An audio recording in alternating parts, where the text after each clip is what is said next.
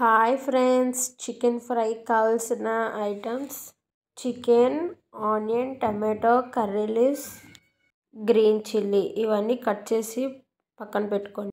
కళాయిలో ఆయిల్ వేసుకొని ఆయిల్ వేడెక్కిన తర్వాత ఉల్లిపాయలు వేసేసుకోవడమే. ఆనియన్స్ బాగా ఫ్రై అయిన తర్వాత టమాటోలు వేసేసుకోవడమే. టమాటోలు వేసుకొని బాగా కలుపుకోండి. పచ్చిమిర్చి, కరివేపాకు కూడా ఇప్పుడే వేసేసుకోండి. ఇవన్నీ మగ్గాలంటే కొంచెం సాల్ట్, జీలకర్ర కూడా వేసుకోండి. ఇప్పుడు చికెన్ వేసేసుకోవడమే. పసుపు కూడా వేసుకోండి. ఇవన్నీ వేసుకొని బాగా కలుపుకోవాలి. ఫ్రైకి ఎప్పుడు మనము వాటర్ వేయవసరం లేదు. చికెన్లో ఉన్న వాటర్ సరిపోద్ది. కొంచెం అల్లం వెల్లుల్లి పేస్ట్ కూడా వేసుకొని కొంచెంసేపు మూత పెట్టండి. చికెన్లో నుంచి చూడండి వాటర్ ఎలా సపరేట్ అవుతుందో. తగినంత కారం కూడా ఇప్పుడే వేసుకోవాలి. వేసుకొని బాగా కలుపుకోండి. వాటర్ మొత్తం అయిపోయిన తర్వాత వేసుకుంటే స్పైసెస్ చికెన్కి పట్టవు. గరం మసాలా, ధనియాల పౌడర్ వేసుకోవాలి.